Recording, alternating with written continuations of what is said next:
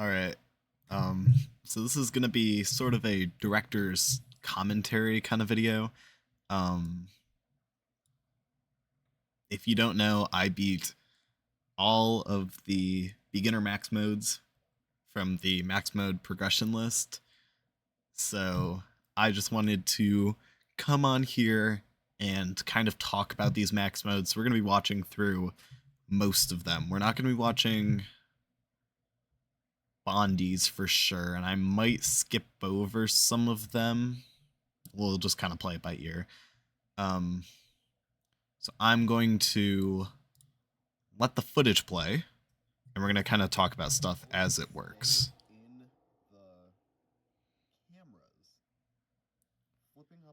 So the first thing to mention is that this recording happened. So like if we start cam 12. Okay, I already have to stop. This happened 2 years ago. I beat this mode 2 years ago. Over my summer break, I think. I was playing Niflheim. And I wanted to take a break because I was interested in the FNAF Max modes, and of course I wanted to start with one of the big classics. So I beat this, I think, a year after Five Nights at Candy's 1, and this was the first attempt after I learned that Rat and Cat cannot disable phones. So start playing it. Also, the saturation was a little too low for this recording, so that kind of sucked. So yeah, the general gameplay loop for this mode is, as you can sort of see here, very, very simple. You just ring a phone, let Rat and Cat go to it. When Cat starts banging on a vent, you stop whatever phone you're ringing, and you go to the new phone, or you go to the new cam. You ring that phone, and then you leave that. And quite literally, you cannot lose. The final thing then is, you'll kind of see it later on in the mode, or I might skip forward to it. Rat can pull a penguin and try to disable the cams. You're going to want to let him do this by just flipping. You were kind of seeing me do it right there. You just want to like flip the cams back and forth, back and forth. You're gonna just pick two. 12 and 11 are really good for this because since they're right next to each other. And you're going to let Rat attack. Because you only have, I think it's half a second of reaction. It might even be less, honestly. They're really unforgiving with Penguin and Rat on 20 when it comes to disabling the phones. So yeah, you're just going to want to flip back and forth until you get Rat to attack, and then you let him attack, reset your systems. You're going to want to do this right after a candy attack in the vents. And you will never lose the mode. Literally never lose it. In this run, I was still kind of playing it normally. As you can see, I keep going up to flash the hallways. You don't even need to do that. In Five Nights at Candy's 2 But Better, playing, I think it's 820, you are actually going to need to do that because of the fact that, here's an example. I let Rat disable my phones. Whenever Rat disables your phones, or your cameras, sorry, you're going to flip up, flip down, flip up, flip down, flip up, flip down, I think. So once he disables it, you're going to flip up, then you're going to flip down, so it gets to the SAS restarting. Flip up, flip down, it's going to show you your hallway again. You're going to flip up again, and then you're going to flip back down to get back to the cams. Same thing here, you can see... sorry, you're only going to do it twice then. I haven't played this game in forever, so... yeah. But, yeah, this mode, extremely consistent. In the But Better games, as I was kind of saying, you would need to flip up when you're playing, I guess it's 820 because of Old Candy. But, yeah, this mode's super duper easy, super, super consistent. I'm going to go ahead and skip forward now because of it, so we're going to skip to Grizzlies. Oh, that works. So, yeah. Alright, 420 Grizzlies. Man, oh, sorry, I'm going to move my mouse. What do I have to say about this? All right, let's get Well, first things first, this game is boring. Like, this game is genuinely super, super boring. It also has the weirdest story out of any of the games in this, and also is really funnily labeled as precision, which they're not lying. That's all I'm gonna say. Also, when I recorded this was in October. We had a very bad fly problem. We just couldn't get rid of them. So that explains the fruit flies and that fly that you can see.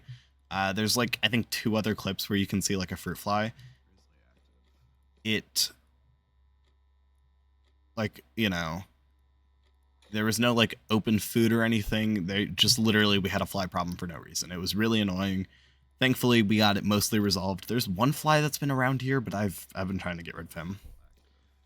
Anyways, so this mode technically is 4 animatronics, but you're really only going to deal with 3 of them, and even then, only, I mean, none of them are threats. I'll be kind of real with you. So, the running sound is the Endo, I think. I don't remember. He will always spawn on the right side. He will probably attack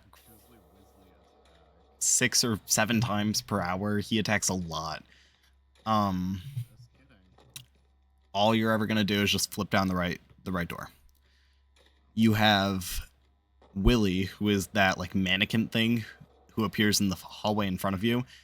That's why I'm just constantly like tapping the mouse just to check for when he shows up. He has no audio cues. He just moves silently. He'll show up at your door. You close it. You wait for the bonk, and then you open it. Grizzly is the big boots that you're hearing right now, actually. He has 3 stages after each boot sound effect. So you hear the first one, you hear the second one. The third one, he will be at either hallway. I don't know if the audio cue pans, but it really doesn't matter because you're given more than enough time to deal with him. There is a 4th animatronic, obviously, because it's 420. The 4th animatronic is, I think they're like mini Renas, almost, or they're like frogs or something. I don't remember. They disable the cameras if you look at them for too long, and that camera will never work again. However, the cams are useless in this game. You never need to open your camera system. Yeah. There's no Foxy-like animatronic to make you have to...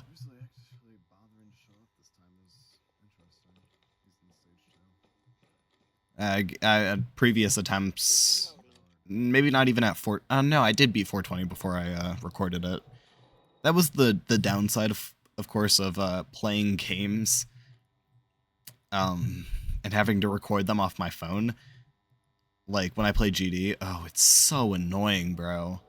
If I beat something, all I have to say is just a screenshot of, like, here's my attempts, here's my progresses. So, same thing here. Thankfully, now that I have a computer that can record stuff, I don't have to run into that problem again. So, yeah. This mode's very boring. It's slightly more engaging than some other stuff. But, yeah, you can basically just turn your brain off and just... The most engaging animatronic is Grizzly. And then... Something that I accidentally coined the Grizzly Wizzly attack is when Willy and Grizzly both attack the same door, because their attacks can sync up sometimes. So I just ended up calling it the Grizzly Wizzly attack. I don't know what that's about, but yeah. This mode is, I think, 6 minutes long.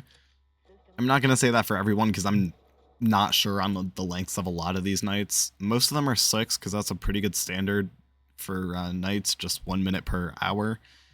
But, yeah. This mode, very boring. This game is weird as all hell. If you don't know the story,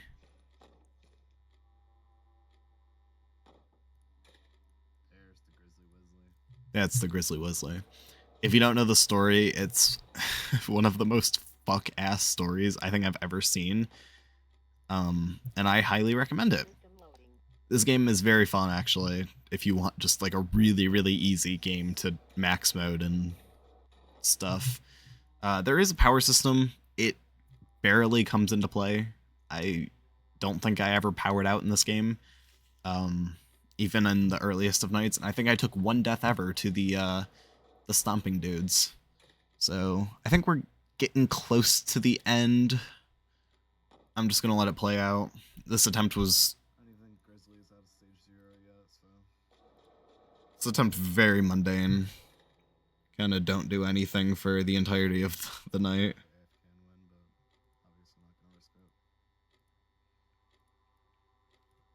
Yeah. Cool. And you get some stupid ass cutscene for the stupid ass story.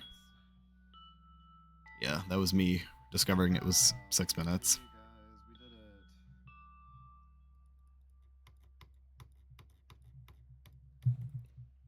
So aggressive with my clicking, Jesus.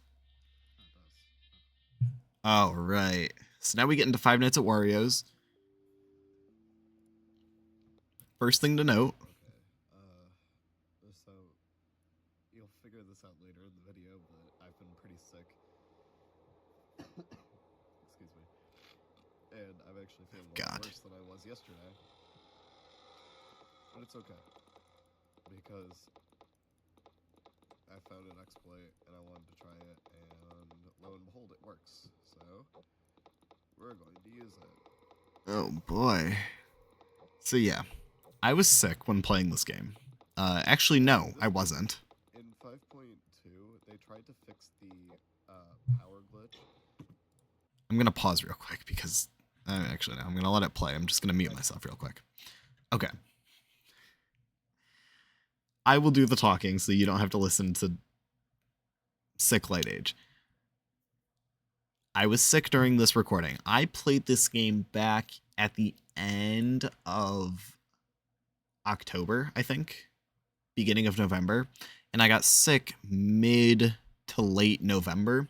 So that puts into perspective that I left this mode for a substantial amount of time. This was one of the last modes I ended up playing. It was within the last 10, if not the last like 7 to 5. I'm not sure completely, but it was. I hated this mode. Let's make that very clear. Why did I hate it? Well, as I was explaining before, I think I stopped talking, so I can. No. Okay. So as you can see from the footage here, all you do is you just go back and forth and you open and close the doors. So why did I hate this game? The power system. If the power system was better in this game, this would have just been like a weird FNAF 1 clone, but the Mario mechanic, so it's actually kind of cool. But of course, we didn't get that. We instead got 5 Nights at Wario's. And the bigger reason why I hate it is because it's not just the power system, because if it was the power system, you know, you can green run. I did green run. I beat all 6 nights legitimately. And then I played this night and I didn't play it legitimately. I used the cheese strategy because it was dog. This game is bad. But my biggest problem, of course, is the fact that there is no consistent audio cues. The only audio cue that plays consistently every single time they move is Peach. Waluigi's audio cue plays, I think, two or three rooms before he shows up at your door.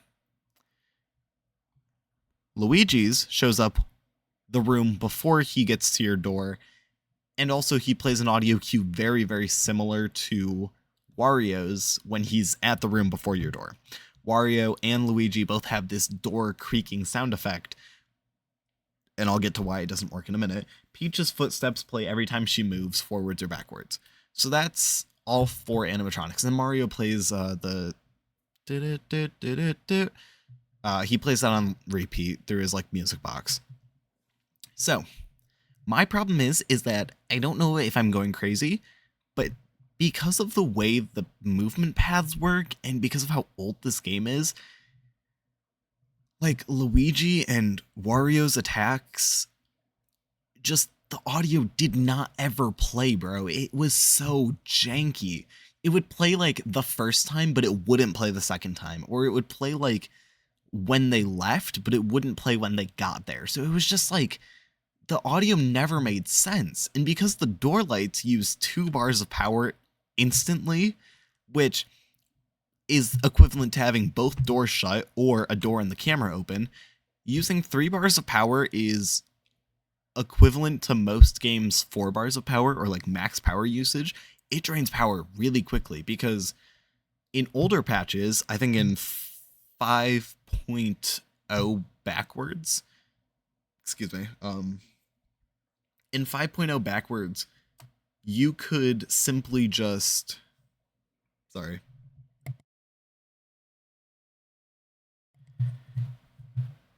You could simply just close both doors after you hit 193 power, and because the animatronics would take a second to get to your doors would never, you would never jam, and you would also never die because the animatronics can't get to you. Mario can't do anything, and even if you power out, which I don't remember if the strategy revolved around that or not, you have 35 seconds every single time. Okay. I don't like this mode. So that's the thing. The mode just doesn't work. It, like, the game doesn't work, sorry. And the reason I have it muted, because I think I yapped through this entire completion. But this is what it sounds like the entire time you're playing. And overall, it's a wrist workout too. I'm glad that there is cheese for this mode, because if there wasn't, I don't know how much of this game I really could have taken. So in this, the run I did before this, I did a run right before this, and I had 41% left. I did it right after, I had 0, and I power outed, and I still won. So, I don't know, man. This mode is crazy. Just how bad it is. It's consistent because there's cheese, but it's bad. Like that's 520. Am I gonna get the cutscene again? Also, take a shot every time I ask, am I going to see a cutscene again? Like, bro, nobody cares. Alright. Our next mode up is 2020 from FNAF 1.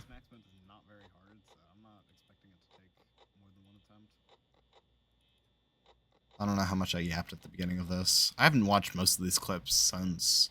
There's a few games I've rewatched many a times, but this is not one of them because FNAF 1's 420 is extremely boring. Everybody knows the strategy. You just go back and forth checking both. It's door light, camera flip, door light, camera flip. The animatronics move. Bonnie moves at, I think, 5.02 seconds, and Chica moves 5.03 seconds, I want to say. With Foxy's interval being, I think, 4.9 or so. So by doing this, you're essentially making sure that Bonnie and Chica will never be able to get to your doors and jam them, because you also have a 5-second kill. They have a 5-second kill window, and Foxy will never leave Pirate's Cove, assuming your cam flips are perfect. If you want more information on that, you can go check out the Bones 5. His worst luck video kind of talks about the intervals perfectly. I think his guide also does it, but I've only watched the guide video like once or twice, because it was never really of help to me. But yeah, the Bones 5 made some really good explanations on this. And then setting your camera at 4B will cam stall Freddy, which, if you don't know what that is, it essentially just keeps him locked in place and allows you to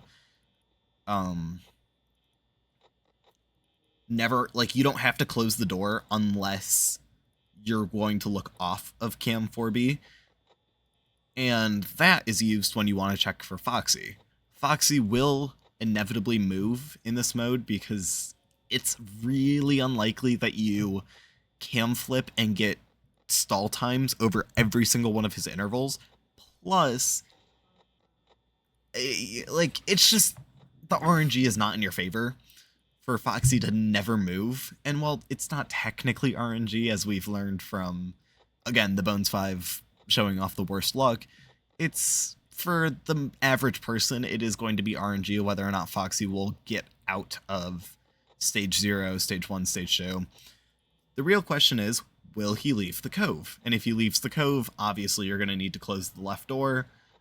The way to check for that is when Chica attacks, you can flip over to Pirate's Cove, flip down, check light on Bonnie's side, flip up to, see what stage he's actually in, flip back to 4B, check again on Bonnie's side, and then you can go back into the door light camera flip loop. So I'm actually not going to sit through this entire mode because this is really boring. I think I had 1% power left. But yeah, the entire mode is just this. You'll notice there's only one thing I'll say is that when I light check, because of the way double clicks are inputted in Click Team, I will move my mouse. So I did like the weirdest like V shape. I did get kind of sloppy for a while. I'll be real with you. And there was one time that I let Bonnie, like I flipped on Bonnie. Like I checked the lights, Bonnie was there, and I flipped up again. But because of the way the strategy works, you're basically going to catch every single Bonnie or Chica interval right when they move to the door. So you'll have the full 5 seconds almost every time. And if you're fast enough, you're never going to die to them. So thankfully, I didn't die because that would have been really sad. And I would have had to play like, I think it was at like 4 a.m. or so. So it was a pretty good run. Finally, you're going to want to keep, general check of your power. Power isn't a huge concern using this strat because 99% of the time you're going to finish with either 1 or 0 power if you're, kind of even playing sloppy. But of course, you're going to want to check for like 66 at 2 a.m. I think it's like 80. I think it's 84. I can't do the math in my head. It's either 86 or 84 at 1 a.m. It's around 66 at 2 a.m. 50 at 3 a.m. 36 at 4 a.m. 18 or 16 at 5 a.m. And then, if you're perfect, it would be 0 at 6 a.m. Or not perfect, maybe. So I'm going to skip forward because I kind of don't want to watch the rest of this mode. All right. So next mode we have here is 420 from a Golden Pass, Chapter 1. Oh, because this is night 6. I see. So that was my reaction to learning that there was no night 6 or night, like regular night 6 in this game. It was just the thing. So I will be real with you. I never died in this game. Not during the max mode, not during the main game. All I can remember is that there's 3 buttons to deal with the 3 animatronics, and then there's a Foxy mechanic.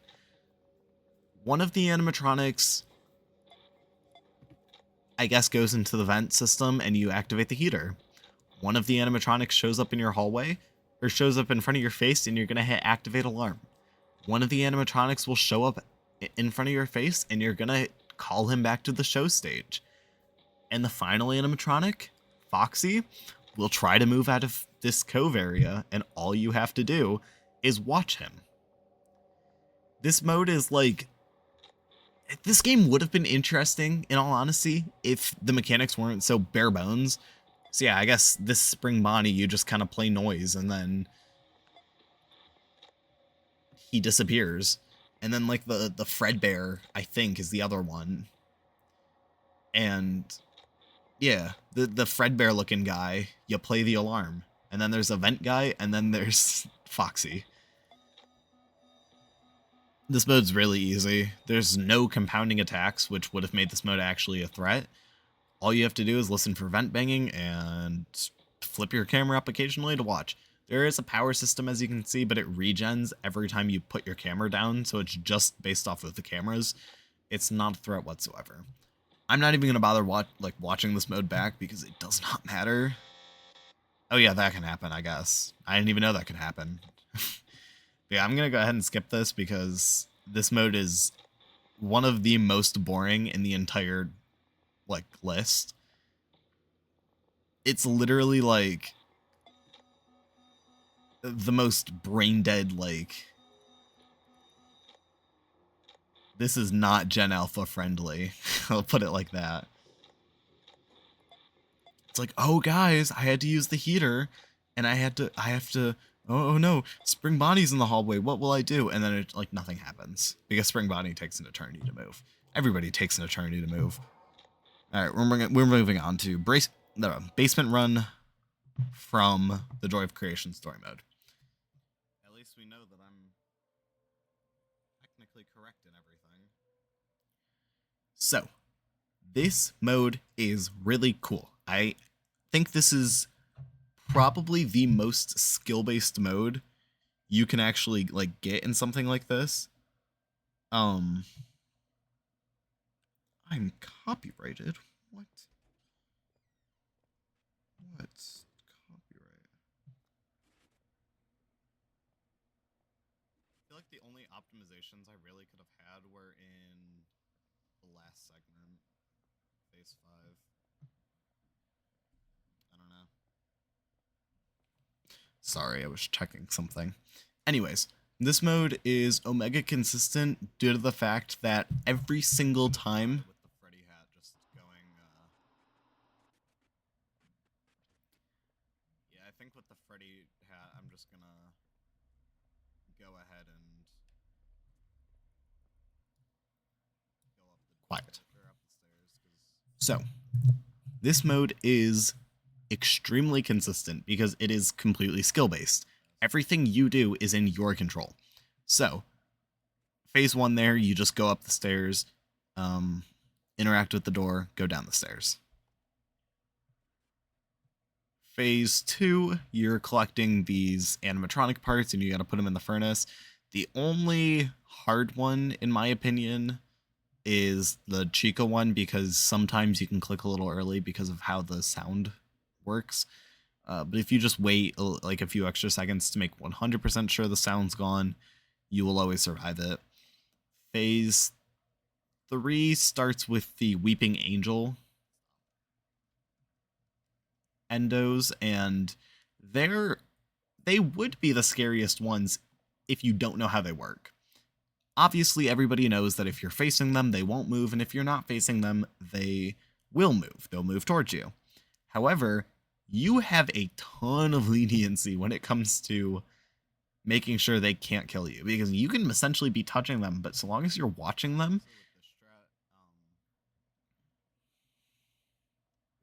you can take the faster line, is what I was trying to say. Exactly. I was comparing this to my last run, which I literally beat this mode twice, basically. I got right up to the ending, but I was 10 seconds too slow due to the fact that I tried to stall the last section a little too much because, fun fact, I had never beaten basement mode prior to playing this. Excuse me.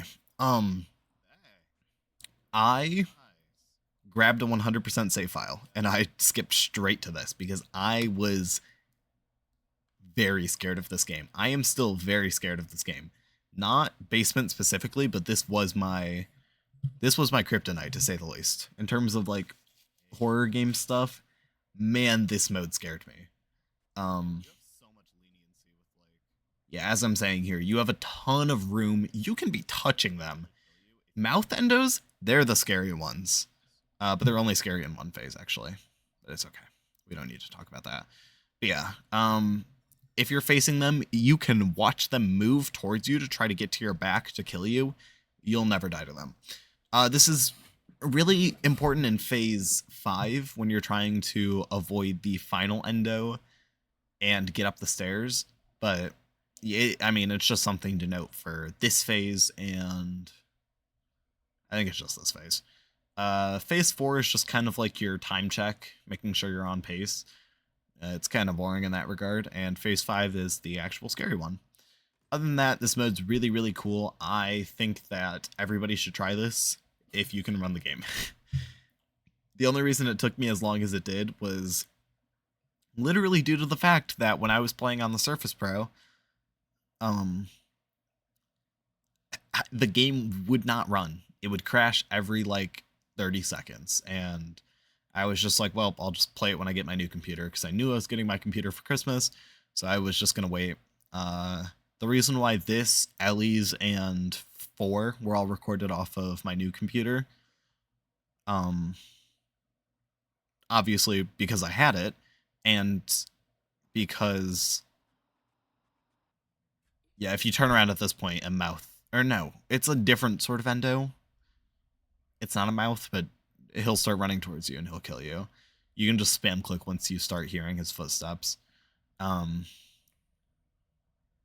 yeah, the reason I left those 3 modes specifically is because this one wouldn't run, and the other 2 are sound-based, but they're not just sound-based where, like, I could, you know, use visual cues or, like, kind of guesstimate. No, they literally were, like, aggressively sound cue based, and I literally just couldn't play it without headphones.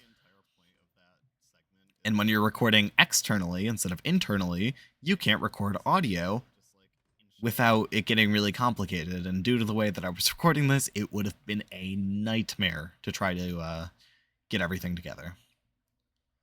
But yeah, this phase, you do have to wait for the screens to stop talking, and then the gates will open. They'll spawn 2 angels and 2 mouth endos. So you're just going to want to get your bag. I lured them to... Oh, go away. That scared me. I lured them to the right side, and then I led them to the left side. I get my lefts and rights confused. It's actually so bad. And then I would watch them until I saw that mouth. Then you go diagonal until you hit the right wall. No, the left wall. Oh my god. Till you get to the side where you lured the 2 endos, and then you're going to cross over, hit the button. There's a 3rd endo in the stairway, so you're going to need to lure him out. But thankfully, you can watch the other 2 endos who will be trying to move close to you at this point. But if you keep them far enough, you can do this and stare at this final one. I turned a few times to make sure that the other 2 weren't getting too close, which, I mean, looking back on it, you can clearly see that I was in no way gonna die, but, you know, still. Then the door opens, you can interact with the door and it'll disappear, Golden Freddy will appear, and you'll run back to the start. And then once you leave the bathroom, you're just gonna go up the stairs as fast as you can, and you'll win. You do probably need about 20 seconds in the last phase to actually win, but, I mean, regardless, very, very consistent mode. You'll beat it every single attempt once you know what you're doing, and if you're not trying to rush things. That's probably going to be what would kill you the most, is if you're just trying to rush. If you're playing carefully and you're playing slowly, you're never, ever going to die. Especially when you're playing survival mode, which we'll be playing that in, not next tier, but the tier up, so that'll be fun. As you can see here, I had 24 extra seconds, so I'm going to turn up the audio again. Nice. I am very, very proud of myself for that. That did not take as long as I thought it would. All right, cool. You'll hear that a few times. All right. Nightmare Aggressive Only from FNAF 3. Or, I feel like most people call it Aggressive Nightmare. I don't really know why. Oh, hey, it's my hand. I was hitting F2 to restart the game. Because I was dead to Springtrap. Yeah, it was like 2 a.m. in that clip. And he was already running, like, he already ran past. Oh. Alright. So, let's talk about the way that I did this, because according to the MMLP, No, the MMPL. I need to stop calling it the MMLP. I call it the max mode list progression because of the fact that it's like... Sorry. I've yapped for 35 minutes straight now, so gonna have to take a little drink break here. So I used a FGP adjacent strategy because FGP was banned for the purposes of the MMLP. MMPL, I don't even care, bro. So what I did was I first blocked off the Cam 10 vent, which is, I think, Cam 14. And then I blocked off the Cam 2 vent once I started hearing the danger sound, because once you start hearing the danger sound, he has to be in Cam 5, and the Cam 5 vent will lead straight to your window, and you can just lead him back to Cam 2 at that point, so it doesn't really matter what you're doing. So the reason I'm constantly cam flipping is because you have a 10-second period where if you're inactive, the game will give you a ventilation error. You've probably heard it a billion times if you follow the strategy for the FNAF max modes, but you will never get a ventilation error in this mode, in this mode, because Nightmare is incorrectly programmed. You just can't get a natural ventilation error. And the reason I reset audio there is because you really don't need your cams, because you can use a few different cues to make sure you kind of know where he is. Number one, the FNAF 3 ambience, which you can hear right now. It'll play quiet at 50% volume when he gets to Cam 5, so Cam 5, 4, or 3. And it'll play louder when he gets to Cam 2 or he's in front of you. It'll also play when he enters... No, I don't know if it plays when he enters a vent. But I do know that it plays when Phantom Freddy walks by. So, you can simply just kind of let him wander until you hear the loud danger sound. Once you start hearing that, you're going to want to... This is why I actually flip the cameras, because if he does get to your window, it'll force his sprite to spawn in. Otherwise, he's just kind of wandering back and forth. So once he does spawn, you're just going to play the audio layer. The reason I don't reset camera systems is because you really don't need it. You can see the deep static.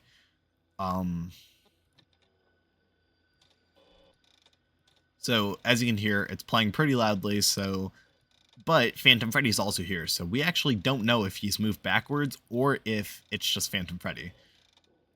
Now that Phantom Freddy's gone, you can hear the static kind of, or the ambience still kind of being a little quieter. So in that case, I incorrectly judged what camera he'd be in. What vent. I thought he went to the Cam 2 vent, but he went to the Cam 5 vent because it's connected. And the thing is that the Cam 5 vent it leads right to your window. Every other vent in the building will lead him either straight to you or past the window, and once he gets past the window, you're essentially dead unless it's midway through 5 a.m. So as you can hear, the ambience is completely gone. I looked, I saw Phantom Foxy, went back over to the cameras. I would just really quickly flip them. And the reason I'm doing that camera flip is literally just for the purpose of staying active according to the game. Because when you're inactive, or when you're I think it's inactive according to the code. When you're inactive, it's a lot safer to just have Cam 2 closed at all times instead of you go into the vent. Exactly what I just said. The only thing though is the fact that there is some RNG, because using the strategy, there is still a 1 in 7 chance every single time you use an audio lure that he will not follow you. And of course, at the very beginning of the night, he can hop in any of the vents, the cam 10, the cam 9, or the cam 7 vent. Here's an example. He didn't listen to the audio lure, so I'm just kind of staring him down for a second to make sure that I can replay it. But yeah, there's a 1 in 7 chance that he just will not listen to an audio lure, meaning you're going to have to make sure you're... That's why I reset audio systems way more than I reset cameras, because you don't need cameras, but you really need audio lures. Okay. He can also cue movements, which is why he can Yes. get back to your office really Yes, quickly. dude, let's go. There's a lot of nuances to this mode, but it makes it really fun, which is a huge upside in my opinion. So I enjoyed this a lot more than I thought I would. I'll be real with you, but I know why people kind of... is a little weird because I stole 100% save file because I didn't feel like playing through the good ending. Yeah, that too. Apparently. I didn't get the good ending, despite me really trying. So I kind of just had to prove myself. Alright, the Pizza Time players from Chuck E. Cheese Pizza Time Horror. Oh boy. Okay. So fun story. I beat this mode on the wrong version because prior to me being an editor, there was just straight up the wrong version, like wrong download version, because the version I'm playing on for some reason got taken down.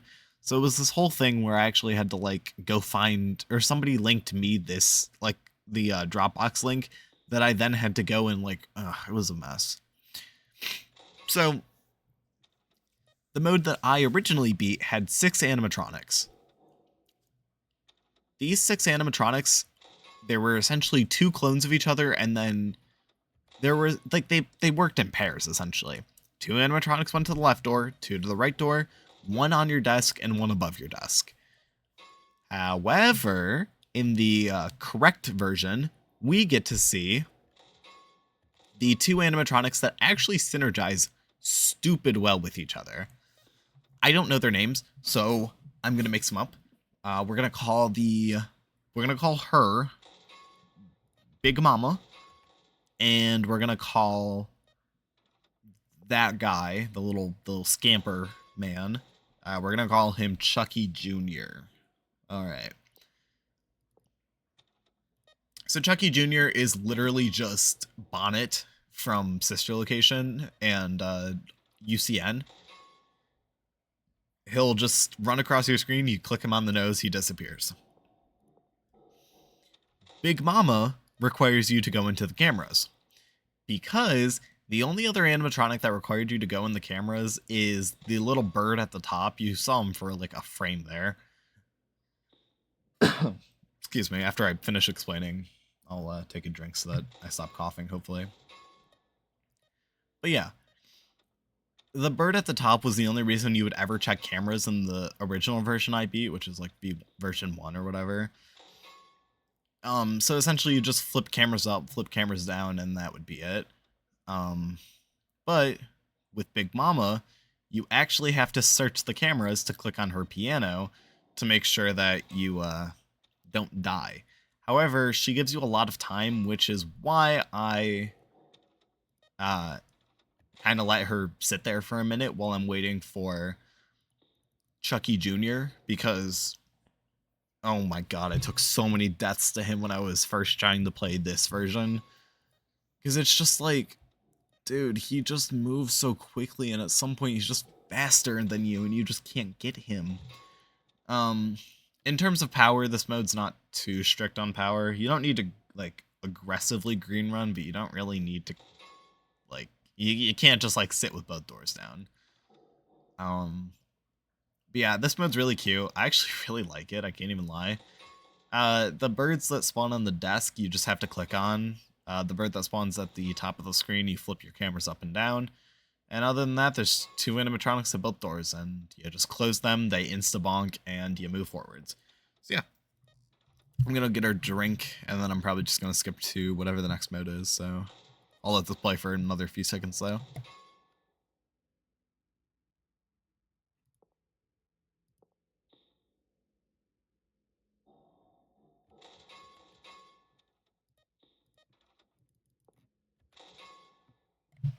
I do love having a mic, like a physical mic now, because it sounds better, and also I get to mute myself on the go. Alright, next up is... Oh, God. Next up is the longest mode, night mode, from Bondi's Barnyard. Safety violation, I think. Alright. We're playing night mode tonight. I'm sick. Sorry about that ahead of time. Yeah, this was the mode I played the day before, Gonna bring that down a lot. This is the mode that I played right before...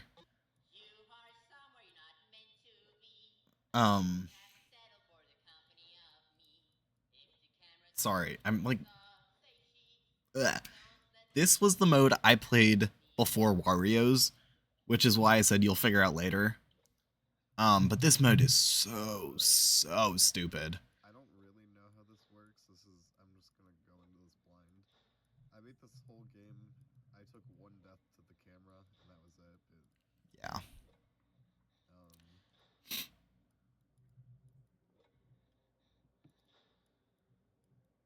So, I just assumed that as the hours progress, the animatronics will slowly get more difficult and appear more. Guys, he said it. The guys will appear. I'm not really sure, but we'll see. He did it. Video or nothing on this, because the strategy for this game is easy peasy. So, the strategy is, essentially, you're just going to hold down the jaw to get oxygen, which is that screen on the front there. And you're just going to check both doors. However, you don't actually need to check the right door until much later. I don't get it, man. It's fine. Every hour in this game is 6 minutes. And every hour is like the night equivalent, because you're essentially just a little girl. I think you're a little girl stuck in here for a night is like the story of the game. But yeah. So this mode is 30 minutes. And what I hate most about it... If this is night 1, we only need to watch the left door, but I'm going to check both just in case. Yes. What I hate the most about this is quite literally the fact that you have to beat the game to unlock night mode, and then you just sit and replay the game to beat night mode. It's like, I get that it's like, oh, it's one session, so it's like technically harder. But the only thing that's like actually a threat is the camera. And for some reason, I don't know where it happens, by the way, but at one point I dropped down to like 20% oxygen, which is really funny. But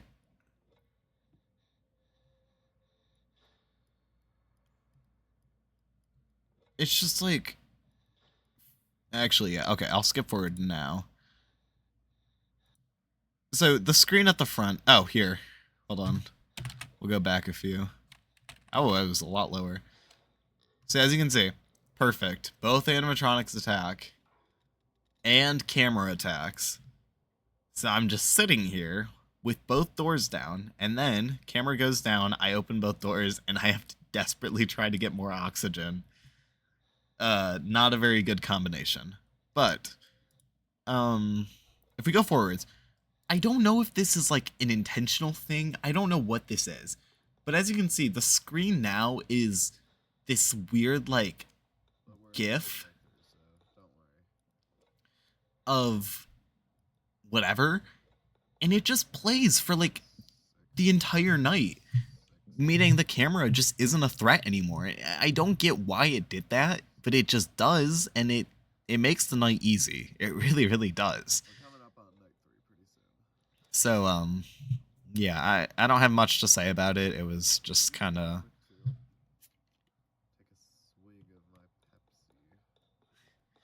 Yeah, you can also... This is, like, the only mode you'll ever play, except for, like, maybe, like, survival mode from, The Joy of Creation.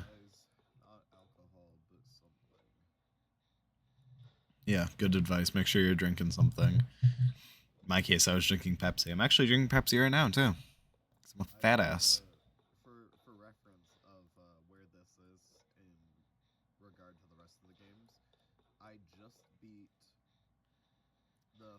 Sonics 3 Reburned. I beat all of that last night.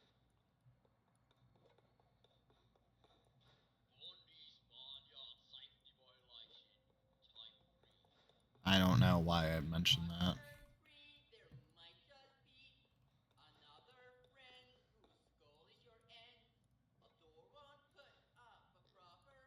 All right, whatever. We're moving forwards. Sick of that game. All right, Night Knoll from Candy's Remastered. Oh, boy, this is peak right here. This is like one of my favorite modes. All right, so this is my 6th max mode from the beginner tier. We're playing Night Knoll from. Oh, how cute! 6 of them. So. The strategy I'm using is keep Shadow Candy as far away from this room as possible. Obviously, when he moves from camera 13, we don't. Oh, guys, my cat's here. But hi, kitty. The goal is just I don't know what cat this is. This might be Carly. Thing is, though, it's shut up. Okay, so this mode is, as I was saying, essentially all you do is scan through the cameras without night vision, and then you're going to scan through with night vision. And the thing is that Shadow Candy will randomly go to any of these cameras with or without night vision. So you need to check both. If he gets to cam 6, cam 5, or cam 4, and you catch him on the cameras, he will give you a little bit of leniency to go close the doors. If he jump scares you, it'll revert your time by an hour, plus you will lose quite a bit of power. So the only way you can die in this night is by powering out. However, you can revert the time switch by finding the origami cat somewhere within the cameras. He can spawn on any camera, including cam 13, I think, is Shadow Candy's camera. Yeah. He can spawn on any of the cameras. You just click on him. It'll revert your time. You don't get your power back, but that doesn't really matter. So there's kind of... I mean, obviously, the main strategy is just watch Shadow Candy, keep him as far away from you as possible. I guess you could theoretically, like, let him go, but I don't know why you would, because you would just power out by later.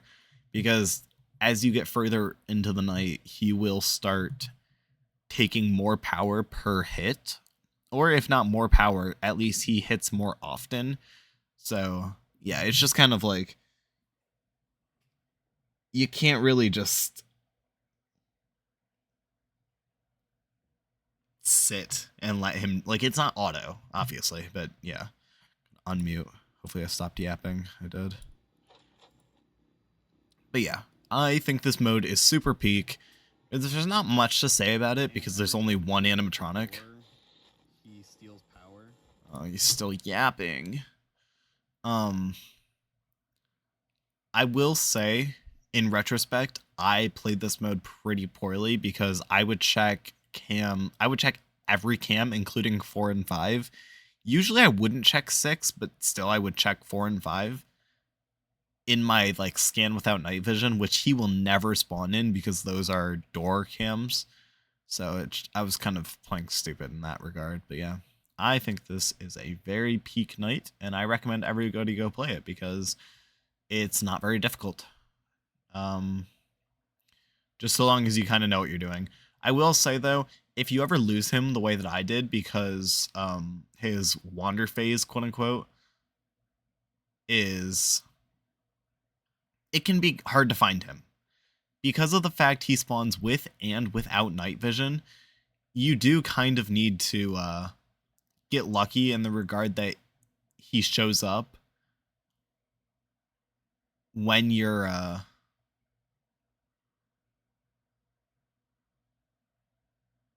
yeah, so there, I got jump scared by him. But yeah, in some regards, you do just kind of have to get lucky that he shows up when you're scanning for him. In this case, it took me a really long time to find him. I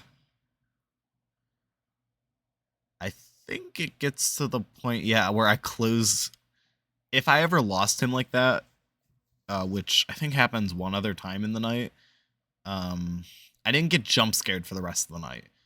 But whenever you lose him like that, and you feel like you're taking too long, if you can't find him on either cam 6, 5, or 4 either, he will only show up with night vision, by the way.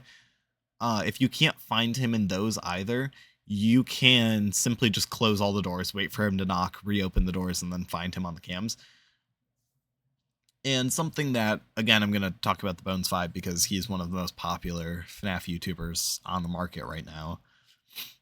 Something that he will talk about is the concept that Shadow Candy can sometimes cue a movement.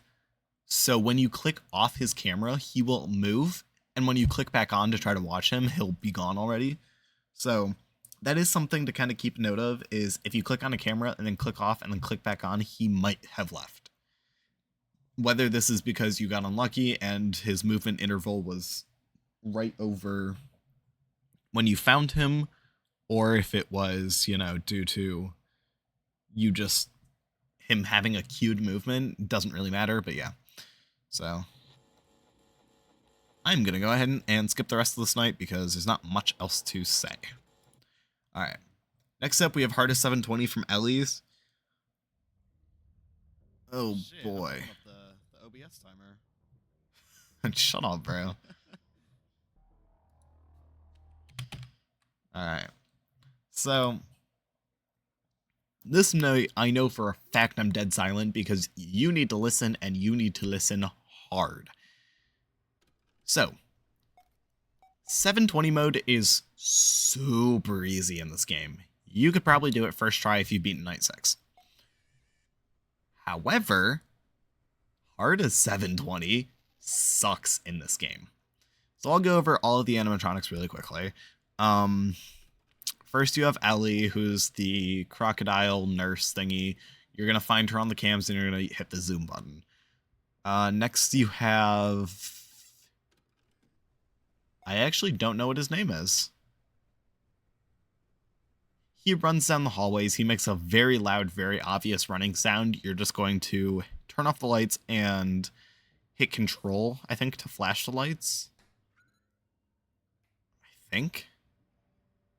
Because S does something else, I thought. I don't know. Oh, S pulls up cams, yeah. So yeah, you're going to hit control. It'll flash the hallways and he'll disappear. Next up, you have Joe, who is your second or third biggest threat, depending on how you want to look at it. I don't really know. He was a pretty big force to overcome when you turn on the invisible challenge, because in the usual game, I'll explain why I'm doing circles in a minute. In the normal game, when you can see things, Joe will make a vent banging sound, and he'll show up in he'll show up in your office. He'll cue his attack, so you turn off the lights. He'll look back and forth, and when he looks in one direction, he stops for a second and his eyes stop glowing. That is when you turn off the lights. Obviously, you won't be able to see it in the footage because of the fact that, of course, there's no Joe to look at. But that is the way to deal with him.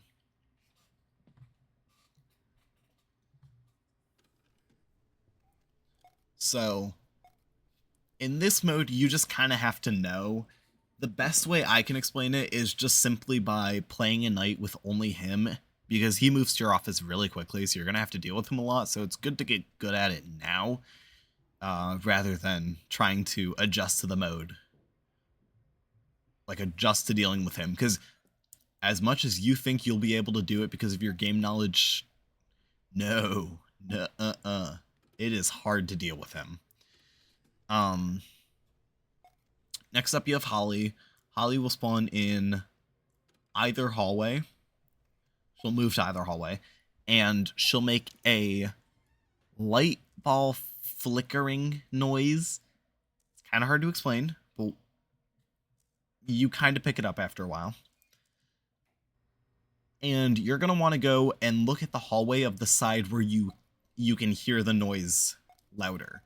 So for example, if you hear the flickering on the left side, you're going to want to go to the left hallway. The reason for this is because she spawns at the opposite side of that hallway, and if you look at her, she'll kill you. She's probably the other biggest threat that isn't Emma and Hatman, but we'll talk about them in a second. So yeah, she's pretty bad. She was probably the worst animatronic for me personally. I didn't even think Joe was as hard as her. So yeah. Next up, we have Austin. That's whatever the hell his name is. Austin will show up in the little closet in front of you. Whenever you hear that like static flickering kind of sound, that's when you turn off the lights and you're just going to do circles on the screen.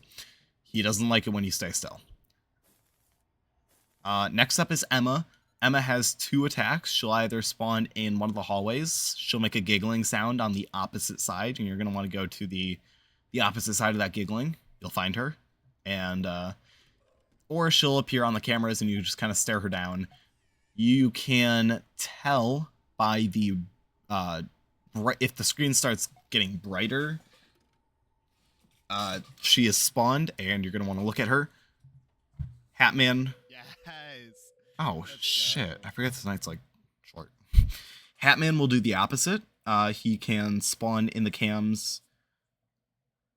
Or, well, Hatman does the same stuff as Emma, except his cues are basically the opposite. So he'll make noise when he spawns in the cams. He'll say a specific cam, and you have to go to that cam, use the basic hide feature, which is that menu that I kept randomly holding up to places on the cams. It's also indicated by the screen getting darker. And, or if you're in the office and the screen starts getting dark, you're just going to want to flip up the light or the cams. Don't turn off the lights, otherwise he'll kill you. I didn't like this mode for a while, I'll be real with you. I thought it was pretty annoying. I thought the game was really annoying too, because I had no clue how to deal with Joe until it randomly just clicked for me. I kept dying on night 2, and I was like, bro, what the hell? And it finally clicked for me, and yeah. So yeah. Not much else to say there. Like in retrospect, this mode was not super bad, but I did not like this mode. I'll be kind of real with you. You'll hear me say a lot of the same thoughts on the mode. Not as hard as I thought it would have been, but still not very fun. Let's go. Yeah. So, all right, hard boiled mode, One Night at Flumpty's 2. I fuck with this game. I fuck with this game hard. I don't really have a strategy. I'm gonna grab a drink while he's yapping. A good strat is just keep lights off. And then check Owl.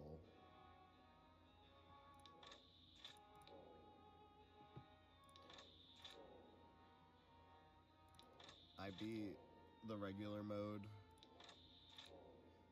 Excuse me. I beat the regular mode first try, and I learned very little about it. Yeah. So, I think I talk quite a bit in this mode, so I'm gonna turn myself down here. You can like barely hear. So because the owl left, and we know that he's not in the left vent, we actually can sit here and listen for his honk, which we just heard. So, the general strategy for this night is essentially just sit in darkness, because all but one threat can be dealt with by turning the lights off. The one threat who can't is the owl.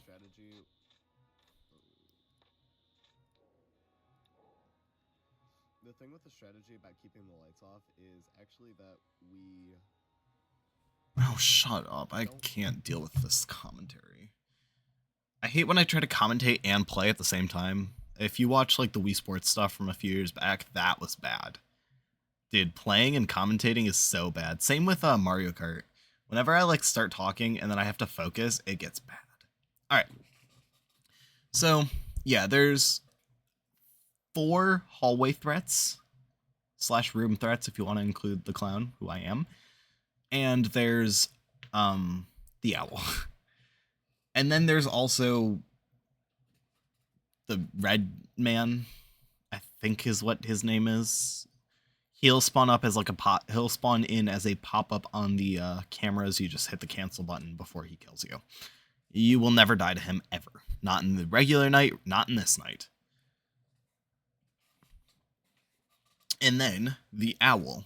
So the fun strat with the owl is the fact that if he leaves, you get a lot of time to deal with him. So if you check, say, cam 4, and he is not there, but he's not in cam 3 either, which is like his resting cam, you can literally just close the other vent and sit in darkness until you hear the thunk sound, which I did at the very beginning of the night, which you heard me kind of commentate over. And it happens here too. And you just sit here, and it's so good. Dude, oh, this game is so fun to synergize like that. As I also was saying before I muted myself, the only issue, quote unquote, is the fact that we don't know where anybody is. We won't know where Eyesore, who I think is that guy. We won't know where Blam is, Birthday Boy Blam. We won't know where, I don't know what his name is. Grunkle, it's like Grunkle Funk or something, the clown. And we don't know where Flumpty is. However, Flumpty also can just teleport to your office from any cam, so it doesn't really matter where he is. Yeah, we don't have the clown's timer, and we don't know when Blam will get there. Sometimes I will check cam 7 just to make sure Blam isn't like ready to attack and I'm like dealing with the owl or something. But 9 times out of 10, because like if you're sitting in the darkness, the owl won't come to get you either, so it just doesn't matter. There's also like the golden egg. You just flick the cameras up or you flick the lights off. Doesn't matter what you do. But point is, you just don't sit and stare at him because he will kill you. I think this will probably end up being my favorite of the Flumpty's games. I will be honest with you, I wasn't really looking forward to playing any of these games when I first started the max mode progression. But this mode was really fun. Case in point. And I don't think I'm gonna like one. Oh, there was Golden Egg. I don't think I'm really gonna like 1, and I'm probably not gonna like 3 either, but I guess time will tell for those. So I'm gonna unmute myself to listen to him yap. The rest of, I'm gonna wait for Eyesore because I know he's Yeah. Like, also kind of on his way. You only die once you have max exposure or if the owl gets you. So obviously, if you want to make it a real challenge, go for no exposure. It is a little RNG in that regard. Obviously, it's technically skill-based, but, like, just watch, like, you know, because of owl stuff, if you're trying to do the dark strategy, you will sometimes just get fucked over. So, I'm going to go ahead and skip the last 3 hours because nothing changes. The gameplay loop's the exact same of check the cams for a sec, turn off the lights. Alright, next up we got... Fuck, I thought you left. I thought you left. I went to go check on Boo and then I let go of the mouse again. Damn. Next up we have Five Nights at Sonic's 3 Reburned, and I have a lot to say about this game, and we get 2 max modes to talk about it, so... Okay, this is not that hard. Let's get locked in, guys. I get far like every attempt, which is either a sign of consistency or a sign this is not as hard as I think it is. It was probably a sign of the latter. Okay, so there's too many animatronics to realistically talk about every single one of them, but in Darkest Hour, rather than... Truly the most annoying part is just how long the nights are. I mean, like, they aren't, but they feel long. Darkest Hour requires you to use your flashlight over every single one of these threats. However, there's Phantom animatronics who don't like it when you have the lights on. However, there's also the big bad evil guy, who we'll see later in the night, who grows, like he slowly materializes in front of you. as You, I'm not fucking with anymore. You and me. as the night progresses and you don't deal with him. So every single threat in this game, except for the Phantoms and Toad, I guess, I kind of forgot about Toad, are dealt with in the exact same way, which is hold the flashlight over their eyes. You do have to be clicking, otherwise it's just kind of like a visual effect.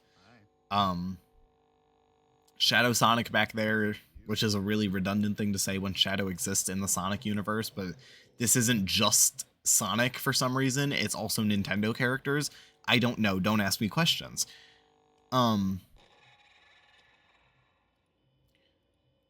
Anyways, the only like big issues you'll have is number one, keeping the light on for long enough so that Golden Sonic in front of you, who is slowly growing right now, does not kill you. Two, making sure that Sonic, I don't know what variation, doesn't get in your office, because if he does, you die. Old Sonic, or Withered Sonic, I don't know what the fuck his name is, and don't ask me, I don't care.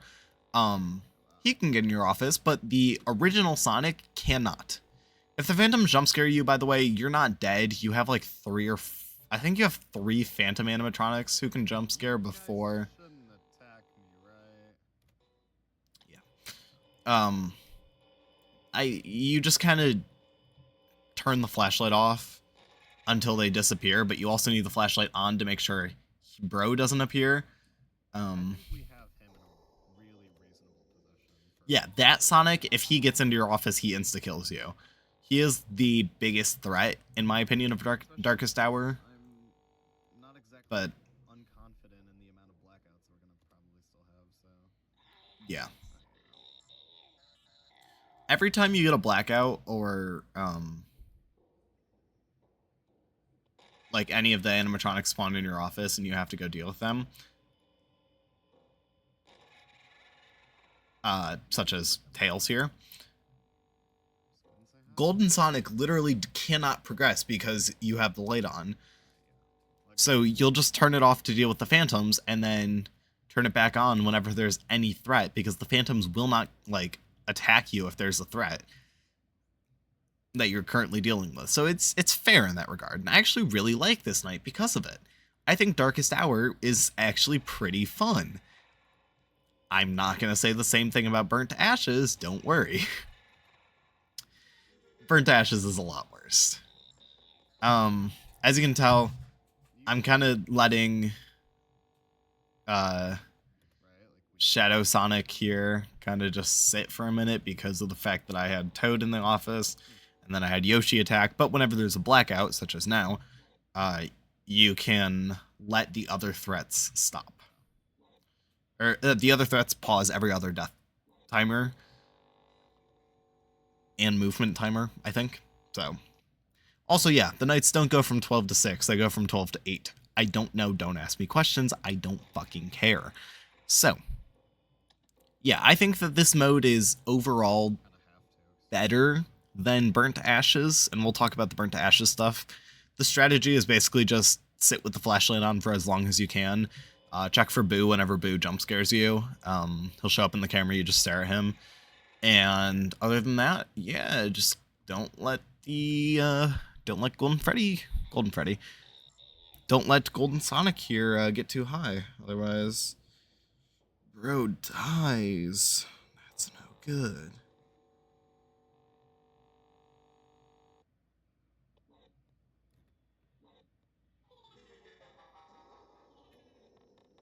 So, This is a lot for the end of the night. Okay. yeah, I was pretty confident at this point. I mean, you have a lot of room on Golden Sonic. Time to find Boo. You have a lot of time on Boo as well, so don't feel pressured to go deal with him. I let him go for a long ass time, and there's the end of the night. So, cool. That's Darkest Night, which is one of the 2 I have to do for this mode. it was actually Darkest Hour. Burnt Ashes. Oh boy. Dude, the dick riding is crazy. Yeah, I think this was like a 20 or 30 minute session. Oh, Oh, that's why. This is It's a first mode different camera you can set your with my boyfriend. So, hey. This is essentially Sonic, not Sonic 3. Friday's 3 if it was mixed with FNAF 2. It's hard to explain. I did not like this mode. This mode felt really unfair. So the general gist of a strategy is essentially just make sure you never have a ventilation error.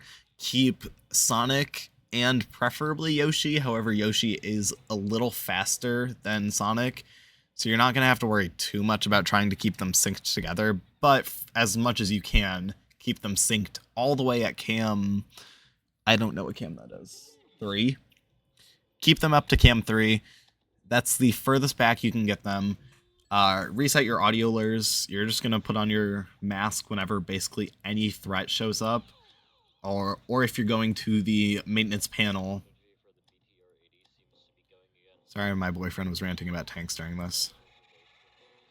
As you can see, yeah, Yoshi like got hella desynced from Sonic. I sit in the mask for like genuinely half an hour. Oh, the flop of a lifetime. Yeah, bro flopped. That was actually really embarrassing. Boo will still show up despite broken cameras, so you actually don't need to deal with that, which is really nice, actually. Oops. Whenever you hear the take this, you just reset the power system.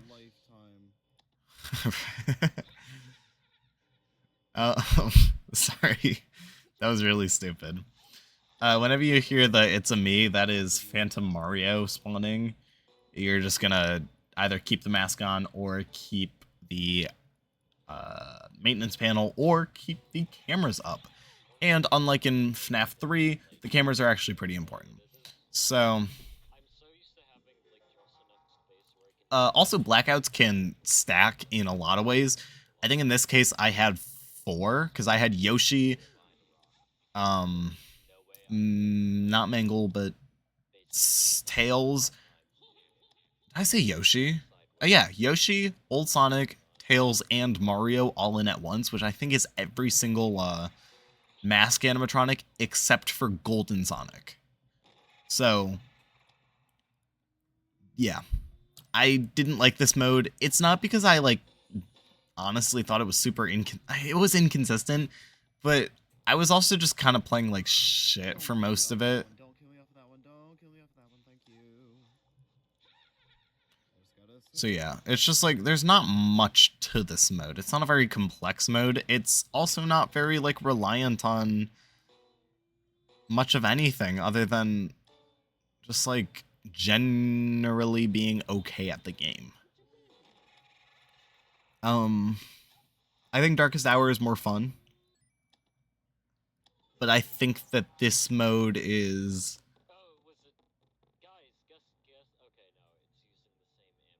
I think that overall this was like okay. I think this run went very well because Sonic never got further than cam 5, I think, for like the entirety of the night. Something happens at the... No, I actually don't think anything happened. Oh, no, I see what happens here. Also, yeah, Mario will just not move sometimes because if you stare at him over the window, he just won't. I didn't have an audio layer, but I did find Boo relatively quickly. So we reset the... I reset both. The ventilation system, I think it does the same thing as FNAF 3, where it causes Sonic there to move a lot faster. Plus, it causes Phantom Sonics to spawn. As in, like, a bunch of fake Sonics will just spawn throughout every single camera. It's annoying as all hell. I did not like that mode. But we get to go to one of my favorite modes, 720 from Krusty Krab Chapter 3. So, I did talk a little bit in this, but that's because my boyfriend was actually standing behind me watching me. So the night starts there, and you can see I pick up 2 batteries. Actually, you can't see, but I do pick up 2 batteries, because you actually can like interact with stuff while the loading screen is happening. So there's essentially 5 major animatronics in this, but there is 7 overall. So the first one is Squidward, who is the vent banger. You simply just turn off the power whenever he's there. Next up, you have not Hammerhead, because Hammerhead's the other one, but I call him Hammerhead anyways. But you have Shark Man over there. You simply flash the hallway whenever he gets there. Same thing with the amalgamation. I also don't know if that's the name, but with the amalgamation, you just flash the hallway they show up in. I check both 7A and 7B due to the fact that I didn't have headphones for this mode. Plankton will make an audio cue, and you just click on him to shock him and kill him. Sandy will spawn in Cam 3, and you hit the red button. And there are phantoms, but they're not super important, and I don't remember if there's anybody else. I think there is, but that's... Oh, Karen, who spawns on the cameras. So, the biggest things we're going to be keeping track of here is Hammerhead and the amalgamation. And because of the way the flow of the night works, you actually get to deal with one or both of them right before dealing with, or right after dealing with Squidward every single time. It works out super, super well. You can check for what side, specifically Hammerhead, because he moves really quickly, but you can check for both sides for amalgamation and Big Man. I don't know what to call him. I'm just gonna call him Big Man. That's the other thing, is the core health. I'm going to somewhat spoil this if you haven't seen the full completion. Me resetting the like resetting Sandy right there genuinely saved me the night at the end. Because I messed up a little at the end, but it's okay. And that's what I like about this mode. It's very lenient in the regard that you can make mistakes but not die, because there's the exposure bar and there's the core health. I never got any exposure, I don't think, but I did get really close on core health.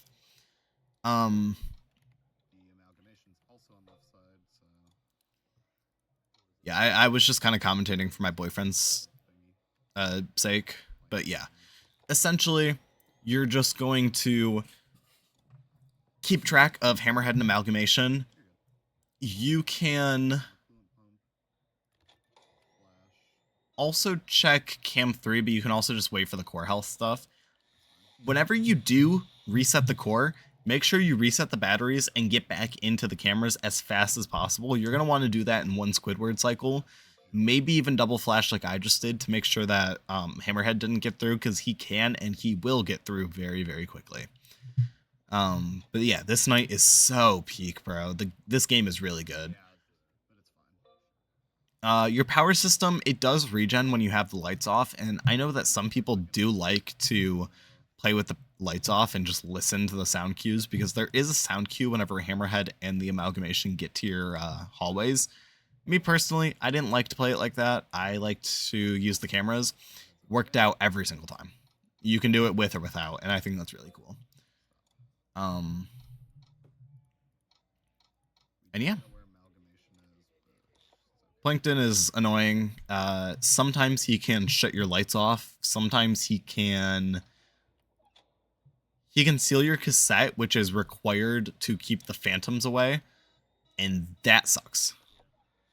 So yeah, as you can see there, I had to insta reset, I flip, and then I flash haul just because I saw amalgamation there. Of course, he didn't move in this case, but still, I saw him there. So yeah, I thought this mode was a really great mix of being actually really difficult and really fun.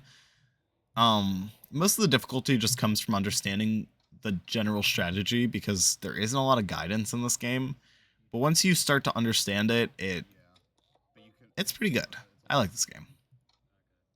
activates it. I'm gonna Um,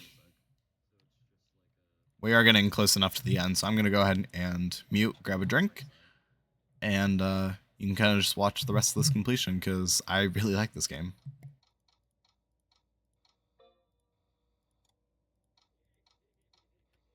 Would honestly love to see the core get attacked again. Okay. My hands on right. My left.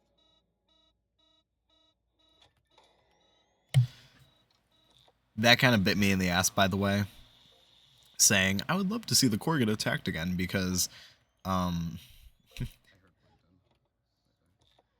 Plankton. it it got attacked at like the worst time possible, and Yeah. if I had not done that preemptive Sandy flash at the beginning, Well, there's a good chance I wouldn't have actually won that run I don't know actually.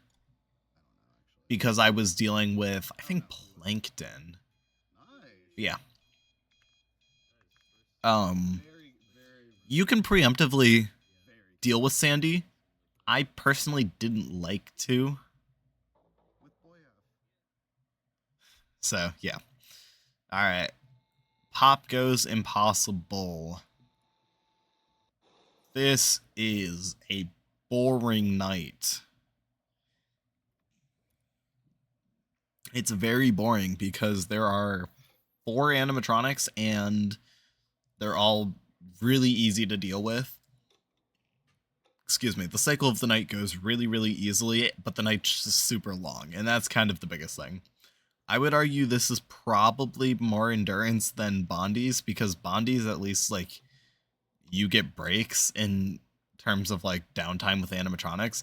Dude, with this game, you're just sitting and grinding. So, you have, I don't know any of their names, so we're just gonna kind of roll with it. You have who I think is probably Pop Goes, and he goes from cam to cam, goes to cam 4, and then will go to any of the 6 rooms branching out, trying to create parts to create a killer animatronic that will kill you. No way. I'll explain why I was so confused there in a second. So all you do is you just follow him from place to place, room shut down, and yeah. So this beginning actually went really poorly, all things considered. I let Pop Goes get apart really quickly, and the twins who move through the ducts or the vents, I let them get a camera really, really early. They cannot be sent back, but they can be stalled by heating up whatever vent they're in. So the general cycle of the night goes a little something like this. You're gonna want to get good at just understanding preemptively where Pop Goes is going. Because depending on the room that he's, or depending on his position on the main cams, you can kind of tell where he's going. It's consistent, but it's also like it doesn't make complete sense sometimes, so you are gonna just kind of have to know at some point. For example, when he's in front of the art room is cam 3.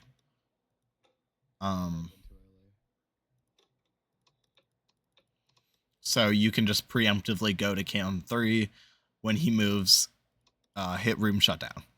You're gonna want to heat up the vents for wherever the twins are, and you're gonna want to keep them as far away as possible. If you can stall them, essentially you can let them take 1 cam per hour. But you know, it'd be best if you didn't. The reason I keep looking to the right there is because the window takes your panic down.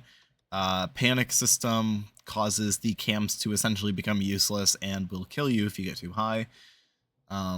There's a crow out there who can sometimes just randomly attack you. And by attack, I mean causes your panic to go up really fucking quick, and it sucks. Finally, there is the guy who my brain will always associate as being Australian for no reason other than I feel like he just would be. The skunk here, he requires you to play Simon Says, essentially. And so the screen will flash a specific color, you hit a color, and then you hit the weasel, or not the weasel button, the skunk button, I think. Maybe it's a weasel button. You hit the yellow button off to the left. It will reset your phone health, or your phone battery. If your phone battery dies, you lose. If the twins get too far, they'll take your phone and you'll lose. If pop goes gets too many parts, you lose. And if your panic gets too high, you lose. This night's essentially just a big ol' fuck you in terms of just trying to stay calm and, you know, not letting too much happen. Because times like this will happen where the bird will cause your panic to go up and the skunk's trying to kill your phone battery, and oh yeah, Pop Goes is already in a room and you need to heat up a vent. So everything is attacking you and you just gotta get good at dealing with it all. But it's fun. I'll be honest, the gameplay loop is not terrible. It's just the nights are really long. They're like 9 or 10 minutes or so. It's a long night. And I don't like it. It's very boring in that regard. But other than that, it's fun. There are some challenges. I was considering playing around with them, trying to do like harder versions of, or like a harder version of this max mode. But in all honesty, I didn't really feel like it. I just kind of wanted to keep moving on. I'm glad I didn't, because I didn't really have the time to spend, because I didn't even get this video out by New Year's. So yeah. All right, we're gonna move onwards because there's not much else to say. All right, 725 minutes of candies. Oh boy, not much to say about this mode either. I'm tired of getting my ass cooked on this night. It is not that hard, bro. It's actually not. This is like barely even top like 400 hardest. It's like, actually, why am I getting cooked in this mode? So I was a little mad about this. So there's a few things I want to talk about. We're not going to be watching anywhere near this full completion. Number one, the strategy, and number two, something I learned that may help anybody who's going for this in the future. I don't really know. So number one, my strategy is check cam 4, 6, and 11. 4 and 6 are your hallway cameras, so if Rat, Old Candy, Chester, Penguin, regular Candy, I think I got all of them, or Cindy. Yeah, if anybody except for Blank shows up, you can just close the door. Obviously, you can use the night lights, but it doesn't matter.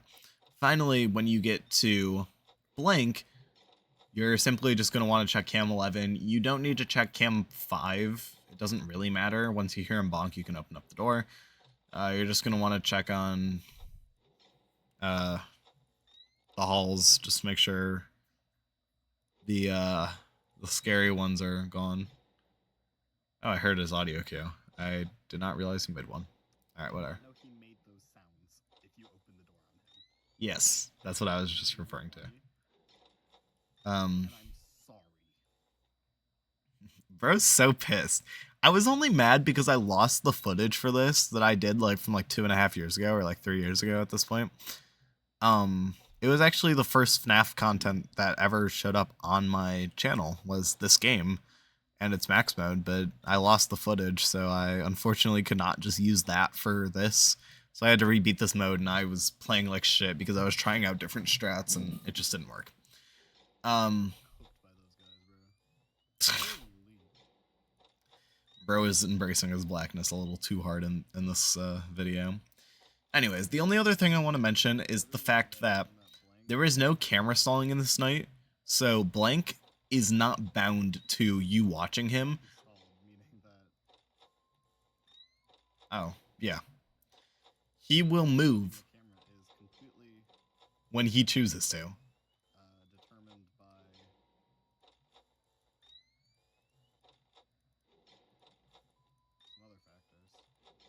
God, shut up. I hate it. I hate when I try to explain things in the middle of like a hard run. So yeah. I think that Check this camera as if it literally could not spawn anybody. I don't know what the hell I'm doing, bro. This clip is so confusing. Anyways, yeah, it's just basically check the 2 doors either on the cams or with your eyeballs, and then check blank. Blank will move on his own time. There's no variation. I Camping me, bro. don't actually understand why this is as high as it is, because I would argue this is probably around Wario's difficulty. When you include the cheese from Wario's, I would argue this is probably around that difficulty. I do not think this is On my ass. fucking like Sonic's and Krusty Krab difficulty. I think those are significantly harder than this. Yeah, we're gonna skip forwards because everybody knows this mode. I don't have much else to say. All right, 720 from Yoshi's. Oh boy. So this game is like if Wario's had a good power mechanic. But I don't like this game. I really don't like this game. My biggest issue is the fact that if you want to beat the max mode, you need to green run, and to green run, you need to do things that are never ever explained in the main game. Because you're going to probably get pretty close to power outing in the main game as well. So if you just try to use the same strategy, you're never going to win. And it's like, I understand that to some extent, it's like, of course you're going to have to implement a new strategy in order to actually win. But my problem is that the green running you need to do revolves around something that is never explained, or like there's no reason for it to exist other than the fact it just does. And that is when Green Yoshi here, when Big Man shows up, I think his name is just Yoshi actually. Every other animatronic, specifically the pink or the pinkish purple, I really don't know what fucking color he is. That Yoshi and the blue Yoshi, this cyan Yoshi, those two will leave your doors significantly faster when Green Yoshi is attacking. I think it's partially because of the fact that the usage for the cameras the usage for power goes up. So they had to balance it by making the animatronics leave faster. But it's just, oh god, it doesn't make sense, bro. It doesn't. It just simply doesn't. It makes your cams pretty much useless. I used them pretty sparingly throughout the run. When that man spawns, you just hit control and it'll despawn him. It does use a percent of power. I do actually mess up later in the night, but it's not too important. I just don't like this mode. I really don't. It hurt my eyes because of this flickering effect that happens whenever this Yoshi spawns. The 2 characters that are essentially custom night only, the spider and the ghost golden Yoshi thingy, they're both essentially the same thing, which is a non-issue. Also, the cams like barely function in the fact that you can flip up cams, and then when you go to flip down, they'll flip up again. The way that like FNAF 1 kind of circumvents this just is not present in this game, and it's really annoying. So yeah, I don't have much else to say about this game. I don't really like it. I will say this night went pretty well. I ended with 1% power left. I was pretty proud of that.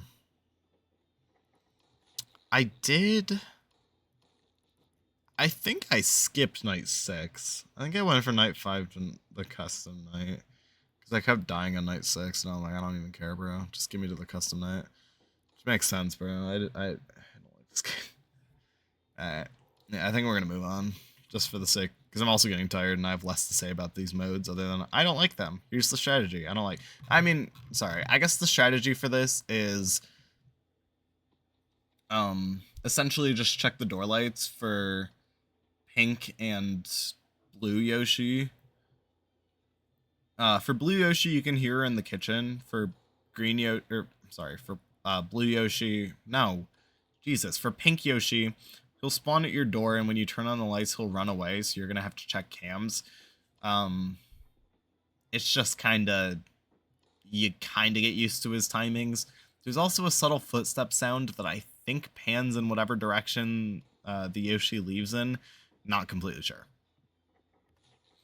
And then yeah, just deal like you also cannot cam stall the Foxy in this game. So that was it. I meant to flip cameras, but I got confused and I hit the wrong button. So I wasted 1% of power because the jammer uses a percent of power. So anyways, you can't cam stall the Foxy, so it doesn't really matter if you check cams or not, specifically check his cams. It says you can cam stall both green and red Yoshi, but it just isn't true. So yeah. I guess at this point I might as well just let the night play out. I meant to end it, but yeah. I ended up yapping about the strategy. It's pretty simplistic. Just check both doors. Deal with the individual threats as they kind of come up. Also, Blue Yoshi can spawn like a mimic of herself. If it does not have pupils, just check the left eye. If it doesn't have pupils, it's fake. If it does, it's real. That's all you need to know. Also, something you can do is when dealing with Green Yoshi, you can close the door for about a second and then reopen it, even if he doesn't run to a specific side, to deal with any threats that might be there. Because if you close the door and then you open it, they'll be gone in like 2 seconds. I just got on, I did it, there was no struggle, there was no stupid. Thank God. Also, I would just like to say, this game has the stupidest thing ever, where you need to hit the, you need to hit like the all 20 button or something. No, you need to do the 720 challenge and not just hit all 20. Otherwise, the game soft locks itself onto like a stupid screen. Anyways, Hell's Carnival Teelerland. This game is so peak, bro. This is like genuinely, I think, my favorite game. Krusty Krab is close, but I think this is my favorite. So it's really hard to explain what exactly is going on here, but for the simplest explanation, we are controlling the T-lure, as you can see in the top left corner. We are controlling the T-lure to trap 3 different animatronics. Frill, Tacy, and Teeler. So, every single animatronic with 2 exceptions require that you look at them in the hallway. Teeler and an animatronic called Mischievous, you do not want to look at. They will kill you if you look at them. Mischievous will jump scare you and will deal bleeding damage. And Teeler, I don't know why. I don't know why I did that, by the way. You don't want to check anybody until later.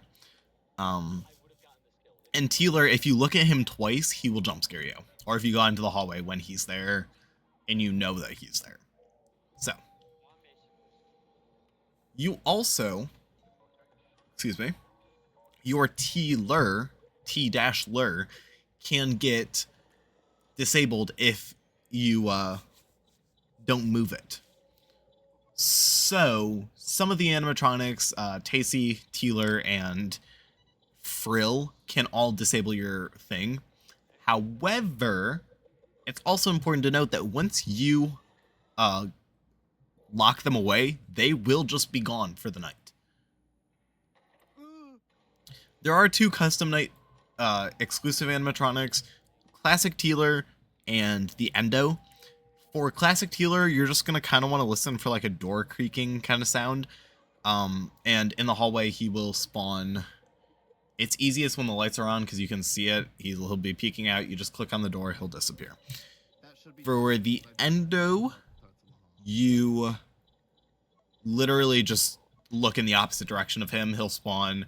You'll notice because you can't move from either side. But yeah, I don't know why I did that either. Don't ask. There was a Classic Teeler right there. Also, that's Big Man there.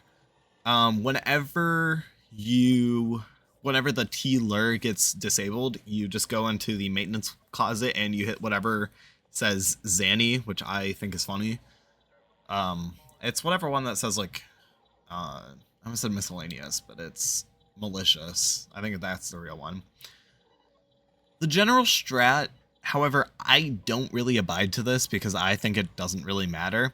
You're going to want to deal with Tacy and Thrill as soon as possible. You kind of don't really care about Teeler because Teeler is the only animatronic who you don't want to look at. The other two require that you look at them.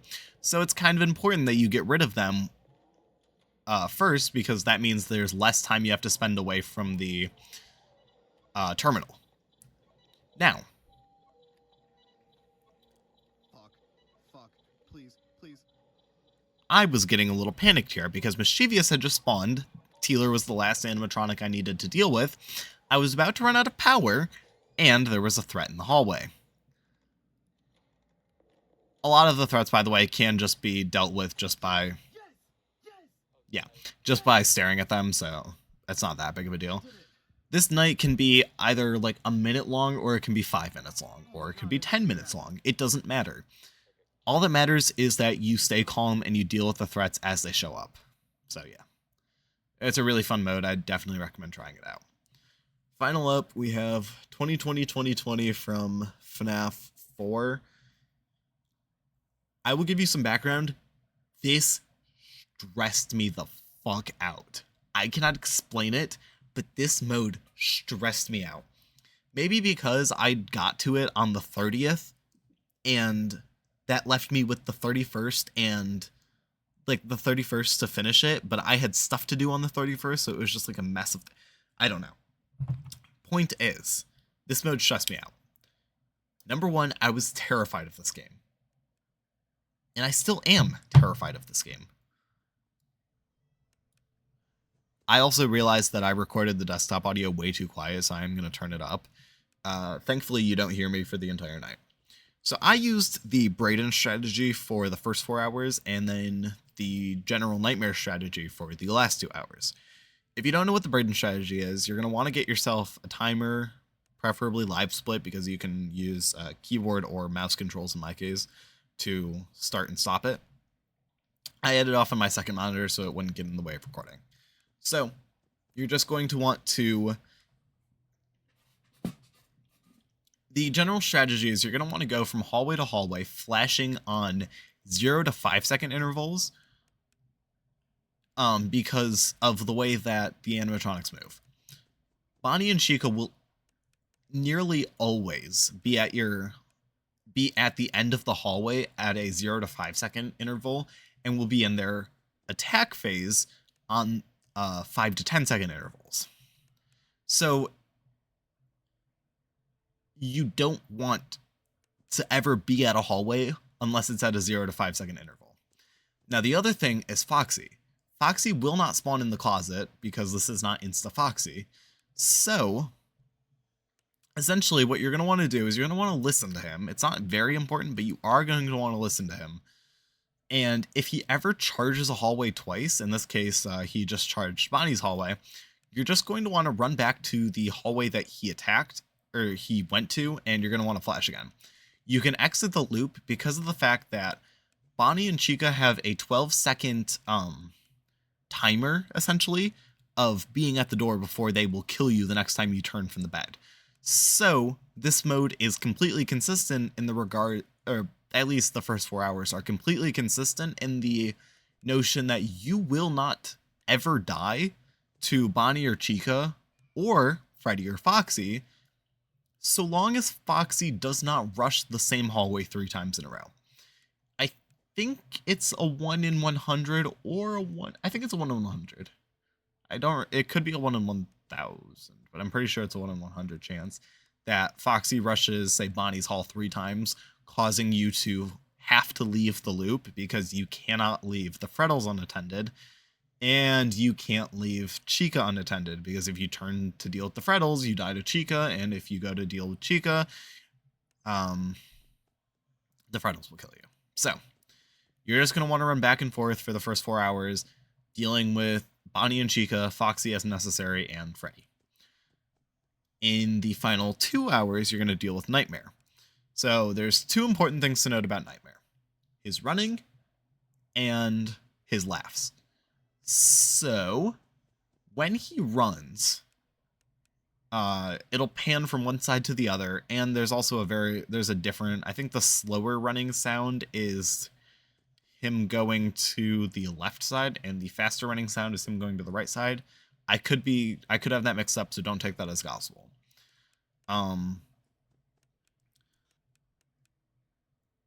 Yeah, here I waited idle because I knew that it would be 4 a.m. So when he stops moving, you're going to want to instantly go to whatever side he stops moving to. Because unlike Nightmare Fredbear, he is going to move instantly into the hallway. So you don't have a ton of time here to deal with him. However, since you know he's going to instantly move into the hallway, you don't exactly need to worry too much about him. Now his laughs. He has a 50% chance every 10 seconds to laugh, but it's fake.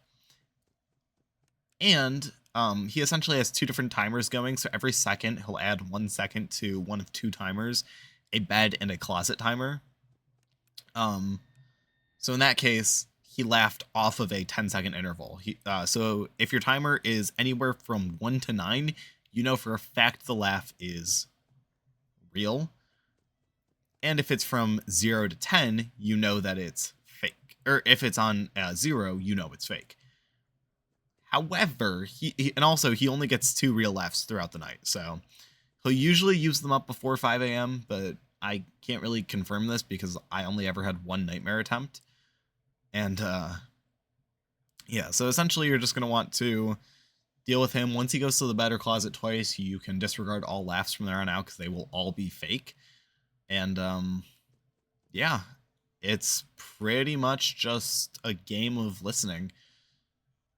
I was dead quiet during all of my attempts, and it really sucked because a lot of the time I was playing this, I was on call with my boyfriend, and I had to stop talking and had to deafen because I needed to play the game, and it really just sucked. So this game stressed me out. I didn't like it. I get to play blind mode all nightmare, but that shouldn't be as bad. That should be the end of the night. Oh. I know I end on a left door, so I think this is the end of the night. Yes. Oh my god. Oh my god. Oh my god. Oh my god. Oh my god. Oh my god. I'll turn you down. Oh my god. So yeah. I hope you guys enjoyed this little director's commentary kind of thing where I just kind of yapped about my thoughts on the modes, the strategies I used for all of them, and yeah, if you have any further questions, of course, you can leave them in the comments. I will be more than happy to answer. I would really appreciate it if you could show the MMPL some love, because we are a small little offshoot of the MML community, and I'm an editor for the spreadsheet, so hey, if you want to come talk to me, I'm in my server or in the MMPL server, so that'd be really cool. I've got you guys around. It is currently 1 a.m. for me, so I am gonna head to sleep. But yeah, thanks for watching. Thanks for enduring with my months of silence, and yeah, I'll see you guys later.